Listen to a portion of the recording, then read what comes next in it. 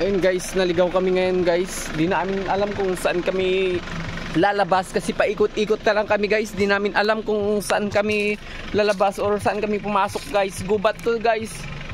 Paki-comment guys kung alam niyo tong lugar na to. Parang enchanted gubat ko ito.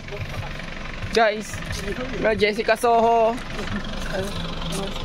Yung mga kasama ko guys, nawawalan na sila ng pag-asa para makalabas dito sa gubat na ito. Guys, please help.